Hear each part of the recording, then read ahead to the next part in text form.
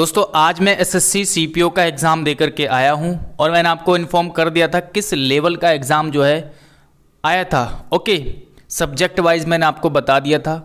अब इस आधार पर हम डिस्कस करेंगे कि स्टेनो का जो एग्ज़ाम है 17-18 तारीख को होने वाला है, उस एग्ज़ाम का लेवल क्या रहेगा, रीजनिंग कहाँ तक किस लेवल की आ सकती है, रीजनिंग किस लेवल की आ सकती है, जीएस किस लेवल का आ सकता है, और साथ में इंग्लिश के बारे में भी हम बात करेंगे किस लेवल की इंग्लिश पूछी जा सकती है।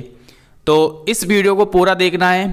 अभी मैं बहुत इंपॉर्टेंट चीज़ें आपको बताने वाला हूँ, ठीक है, आपके मार्क्स बढ़ाने के लिए। ठीक है, तो ये चीज़ें आप ज़रूर अच्छे से फॉलो करें।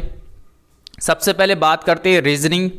आज का अगर मैं रीजनिंग की बात करूँ, आज की जो रीजनिंग के क्वेश्चन थे वो इजी ही समझो। ठीक है, मतलब इजी मतलब थोड़ा सा टाइम ले रहे थे लेकिन आसानी से जो है चीज़ें सोल्व हो रही थी, यानी इजी टू मॉडरेट आप कह सकते हो। तो रीजनिंग में कोई दिक्कत नहीं आएगी आपको, चाहे वो ये एग्ज़ाम हो सीपीओ का चाहे स्टेनो वाला, उसमें भी इसी तरह के क्वेश्चंस रहने वाले हैं। यानी लगभग 40 क्वेश्चन, 50 में से 40 क्वेश्चन आपको बहुत इजी मिल जाएंगे। ठीक है, जो स्टेनोग्राफर का एग्ज़ाम होने वाला है 35 से 40 क्वेश्चन आपको बहुत आसान मिलेंगे। सभी चैप्टर के क्वेश्चन रहेंगे, सारे के सारे चैप्टर आपको अच्छे से रटे होने चाहिए। जैसे ब्लड रिलेशन के हर कॉन्सेप्ट आपको क्लियर होने चाहिए, डायरेक्शन का हर कॉन्सेप्ट आपको क्लियर होना चाहिए, डाइस का हर कॉन्सेप्ट, कैलेंडर का हर कॉन्सेप्ट, यानी हर चैप्टर के सारे कॉन्सेप्ट आपको क्लियर होने चाहिए, आपकी उंगलियों पर रटे होने चाहिए, तभी आप इजीली 45 प्लस कर पाओगे रीजनिंग के अंदर। ठीक है, और बहुत ज़्यादा मतलब इतने लॉजिक वाली चीज़ें नहीं पूछी जाएगी, नॉर्मल चीज़ें पूछी जाएगी, यानी इजी टू मॉडरेट ही आपका पेपर रहेगा। तो रीजनिंग में आपको क्या करना है, प्रैक्टिस करते रहो, साथ में टॉपिक वाइज भी प्रैक्टिस करते रहना है। और सीटिंग अरेंजमेंट आपको एक दो क्वेश्चन डेली करके देखने हैं। ठीक है, वो मैं आपको एग्ज़ाम से पहले एक स्ट्रेटेजी बताऊंगा कि एग्ज़ाम को कैसे करना है आपको। उसके बाद बात करते तो रीजनिंग में कोई दिक्कत नहीं है, 35 से 40 इजी रहेगा, उससे ऊपर जो है थोड़ा सा मॉडरेट लेवल के रहेंगे क्वेश्चन, उन्हीं की आपको प्रैक्टिस करनी है। जैसे आपको फाइंडिंग नंबर है ना, missing number, number series, coding decoding है ना, ये जो इस तरह के जो क्वेश्चन है, चाइनीज कोडिंग, इनइक्वालिटी, तो ये जो टॉपिक है 4-5 टॉपिक है, इनको अच्छे से आपको बार बार रिवाइज करना है, यहीं में आप इन्हीं इसमें फंस सकते हो। तो रीजनिंग को साइड कर देते हैं, आपको ये चीज़ जरूर करनी है, प्रैक्टिस सेट लगाना, और जो टफ टॉपिक है थोड़े से जहाँ पर आप फंस रहे हो उनको अच्छे से पढ़ना है, रिवाइज करना है, प्रैक्टिस करनी है। अब बात करते हैं जीएस की। 50 क्वेश्चन में से कम 20 से 25 क्वेश्चन आपको नॉर्मल मिल ही जाएंगे। तो कहने का मतलब ये है कि आप मतलब सारी चीज़ें पढ़ने के चक्कर में कि ये भी पढ़ लो वो भी पढ़ लो, जो नॉर्मल जो बेसिक चीज़ है उसको मत छोड़ देना। जैसे हिस्ट्री है, हिस्ट्री में आपको सारी चीज़ें पढ़नी है, प्राचीन हिस्ट्री में है ना, जो स्थल हैं, कौन सा स्थल कहाँ पर है, इस तरह के क्वेश्चन आपको देखने को मिल सकते हैं, या बौद्ध या जैन धर्म से रिलेटेड। ठीक है, या जो महाजनपद है, 16 महाजनपद, वहाँ से बहुत क्वेश्चन आते हैं। यानी आपको हिस्ट्री में कुछ भी नहीं छोड़ना है, मैं आपको पहले भी बता चुका हूँ। दूसरी बात, सारी चीज़ों की मैंने एक प्लेलिस्ट बना करके आपको अपने टेलीग्राम चैनल पर प्रोवाइड करा दी है। ठीक है, जीएस की मैराथन क्लास की वीडियोस यूट्यूब पर अवेलेबल थी, मतलब मैंने कलेक्ट करके यूट्यूब से ही उसकी एक प्लेलिस्ट बना करके आपको प्रोवाइड करा दी है। तो आप टेलीग्राम चैनल को ज़रूर ज्वाइन करना, वहाँ से आपको सारी चीज़ें मिल जाएंगी। तो हिस्ट्री जैसे हो गया, हिस्ट्री में आपको मॉडर्न हिस्ट्री में आते हैं, यानी मिडिएवल में, तो वहाँ पर जितने भी शासक हैं उनके बारे में आपको पता होना चाहिए, कब आया, किसने क्या किया, कौन सा युद्ध लड़ा गया, तो युद्ध से भी आपको क्वेश्चन देखने को मिलेगा। और मॉडर्न हिस्ट्री में आपको आंदोलन से क्वेश्चन देखने को मिलेगा। ठीक है, तो आंदोलन आपको अच्छे से पता होने चाहिए, या जो क्रांतिकारी है उनके बारे में आपको अच्छे से पता होना चाहिए। आज भी हिस्ट्री के बहुत सारे क्वेश्चन थे, हिस्ट्री में आपको आंदोलन से रिलेटेड क्वेश्चन था, 2-3 क्वेश्चन थे, और आपके शायद मिडिएवल हिस्ट्री से थे, और 1-2 शैली से, प्राचीन शैली से रिलेटेड कुछ क्वेश्चन थे। मतलब हिस्ट्री से आपको 5 से 6 क्वेश्चन या ज़्यादा भी क्वेश्चन देखने को मिल सकते हैं। तो जो बेसिक चीज़ें हैं वो ज़रूर पढ़ के जानना है। कौन सा युद्ध कहाँ पर हुआ, किस युद्ध के बाद क्या हुआ, कौन जीता कौन हारा, ये बेसिक चीज़ें आपको अच्छे से पता होनी चाहिए। दूसरा आता है पॉलिटी। मैं मतलब पहले भी बता चुका हूँ कि हिस्ट्री और पॉलिटी से काफ़ी क्वेश्चन आपको मिलेंगे। जैसे पॉलिटी में आपके आर्टिकल्स हो गए, एक एक आर्टिकल्स के बारे में आपको अच्छे से पता होना चाहिए। दूसरा हो गए संशोधन हो गए, ठीक है, उनके बारे में आपको पता होना चाहिए। अनुसूचियाँ हो गई, है ना, और जो संविधान सभा है वहाँ से क्वेश्चन बनते हैं, वो हो गया।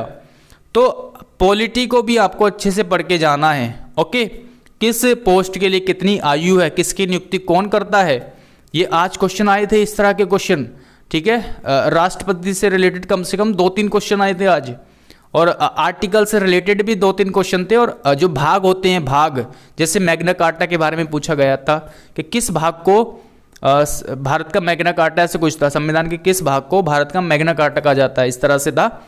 और एक और था नीति निर्देशक तत्व से रिलेटेड। मतलब बहुत इजी क्वेश्चन थे। तो मैं ये कहना चाह रहा हूँ कि आप मतलब ये भी पढ़ लो, वो भी पढ़ लो, इस चक्कर में आप जो बेसिक चीज़ें हैं, जो इम्पोर्टेंट चीज़ें, उसको मत छोड़ देना, ठीक है। तो अच्छे से पढ़ करके जाना है। हिस्ट्री और पॉलिटी आपकी जुबान पर रटी होनी चाहिए, ठीक है। बाकी जो है आप जैसे जियोग्राफी में आपको डैम के बारे में पता होना चाहिए, कौन सा डैम कहाँ पर है। नदियों के बारे में आपको पता होना चाहिए, ठीक है। झील, है ना, दर्रे, पर्वत से रिलेटेड क्वेश्चन आया था, डैम से रिलेटेड क्वेश्चन भी था आज। जैसे मैंने कुछ टॉपिक लिखे हैं, है ना, अभी मैं आपको बताऊंगा इन टॉपिक के बारे में। और ये हो गया जियोग्राफी का, 4-5 टॉपिक होते हैं। और हाँ, आपका सोलर सिस्टम से भी क्वेश्चन था। सोलर सिस्टम के बारे में या वायुमंडल जो परत होती है उनके बारे में आपको सारी जानकारी पता होनी चाहिए। ओके, 1 मिनट रुकेंगे। हाँ, तो मैं क्या बोल रहा था कि आपको सोलर सिस्टम वगैरह या वायुमंडल की परतें होती है उनके बारे में आपको पता होना चाहिए। जियोग्राफी में मुश्किल से 6-7 टॉपिक है, उनको आप अच्छे से पढ़ लेना, ज़्यादा नहीं है, जो मैंने आपको बता दी है। उसके बाद इकोनॉमी से 1-2 क्वेश्चन आपको देखने, 2 या ज़्यादा भी मिल सकते हैं, 3 से 4 क्वेश्चन भी आपको मिल सकते हैं। तो इकोनॉमी के जो बेसिक क्वेश्चंस बनते हैं, बेसिक चीज़ें हैं, वो आपको पता होनी चाहिए। पंचवर्षीय योजना जरूर पढ़ करके जाना है। पंचवर्षीय योजना से क्वेश्चन आता ही आता है, मोस्टली चांसेस होते हैं, ठीक है। आज भी क्वेश्चन आया था। तो ये मैंने आपको बता दिया, 4 सब्जेक्ट को अच्छे से पढ़ना है। अब मैंने कुछ टॉपिक लिखे थे आपके लिए, जैसे स्टैटिक जीके की बात करें तो लोक नृत्य, कम से कम 4 से 5 क्वेश्चन आए थे लोक नृत्य से या त्योहार से रिलेटेड। लेकिन क्वेश्चन वो बहुत ही ज़्यादा डिफरेंट थे, आपको नॉर्मली बुक में नहीं मिलेंगे। बहुत ही मतलब अलग टाइप के क्वेश्चन थे। 1-2 क्वेश्चन था इजी कि ये लोक नृत्य कहाँ का है, एक क्वेश्चन था इस तरह से, वो भी बहुत अलग लोक नृत्य पूछा गया था। बाकी उनके बारे में डिटेल पूछी गई थी कि इसमें क्या होता है, इसमें क्या, इस तरह से 5 से 6 क्वेश्चन कम से कम लोक नृत्य के थे आज के पेपर में, ठीक है। मेले त्योहार आपको पढ़ लेना है अच्छे से। प्राचीन स्थल, प्राचीन मंदिर, इनके बारे में आपको पता होना चाहिए, किसने बनवाया, कहाँ पर स्थित है, किस लिए प्रसिद्ध है ना, मंदिर वगैरह। यूनेस्को स्थल, झील, दर्रे, पर्वत, है ना, नदियाँ। बुक्स एंड ऑथर, जो प्राचीन बुक्स है, प्राचीन नहीं मतलब जो पुरानी बुक्स है, जैसे प्लेयर्स की बुक, सचिन तेंदुलकर की, है ना, मतलब जो जितने भी खिलाड़ी है, प्लेयर्स है, उनकी बुक्स, उनके बारे में आपको पता होना चाहिए। या जो लेखक रहे हैं पहले, उनकी पुस्तक के बारे में आपको पता होना चाहिए, ठीक है। वायसराय, गवर्नर वगैरह, बांध, वन्य जीव अभ्यारण्य। तो ये कुछ टॉपिक है, मतलब बहुत ज़्यादा आपको इधर उधर नहीं भागना, बहुत ज़्यादा। एक तो बेसिक चीज़ें मैंने आपको बता दी कि भैया 4 सब्जेक्ट में हिस्ट्री, पॉलिटी, जियोग्राफी के मैंने 6-7 टॉपिक बताए हैं, वो इकोनॉमी में 2-4 टॉपिक हैं। तो ये बेसिक चीज़ें आपको अच्छे से पढ़नी ही पढ़नी है, इनको नहीं छोड़ना, ये पढ़ना ही पढ़ना है, यही आपका स्कोर बढ़ाएगी। दूसरी बात, मैंने आपको स्टैटिक के 10-11 टॉपिक बता दिए हैं। ये सारी चीज़ें मैं आपको टेलीग्राम पर प्लेलिस्ट बना करके दे दी है, वहाँ से जाकर के पढ़ो, सर्च करने की आवश्यकता नहीं है, चीज़ें पढ़ लो वहाँ से। ये हो गया। करंट अफेयर की बात करते हैं। करंट अफेयर में आपको जो बेसिक चीज़ें हैं करंट अफेयर की, उसकी भी मैंने अलग से PDF प्लेलिस्ट बना दी है। प्लेलिस्ट पे क्लिक करो, सारी की सारी वीडियोस आपको मिल जाएगी।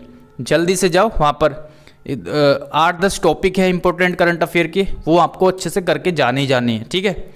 उसके बाद उसके साथ साथ मैंने मैराथन क्लास भी आपको ऐड करके दे दी है, साथ में मंथली करंट अफेयर। तो ये मतलब बहुत ज़्यादा नहीं है, थोड़ी सी चीज़ें हैं, आप इजीली कर सकते हो, उसको कवर कर लोगे, ठीक है, एग्जाम तक करंट। तो ये था जीएस का। अगर ये चीज़ आपने कर ली तो 30+ स्कोर आप कर सकते हो, गारंटी के साथ मैं कह रहा हूँ, ठीक है। अभी भी अच्छे से लगन के साथ आप ये चीज़ें करो, ज़्यादा से ज़्यादा समय दो पढ़ाई को। अब आते हैं भैया इंग्लिश के बारे में। सबसे पहले वोकैब आपको ज़्यादा इधर उधर नहीं भागना है, जो आपने याद की हुई है उसको रिवाइज़ करना है, क्योंकि वोकैब तो आपको याद करनी पड़ती है, समझने वाली चीज़ें नहीं होती। तो नई चीज़ें आप बहुत कम ट्राई करो, पढ़ के जो चीज़ आपने पढ़ी हुई है उसको ज़्यादा रिवाइज़ करो, ठीक है। दूसरी चीज़ें आप प्रीवियस ईयर की वोकैब ज़्यादा पढ़ करके जाना है, जो अभी 2018 से 22 तक के एग्ज़ाम में पूछी गई है, वो वाली ज़्यादा पढ़ना। ये हो गई वोकैब।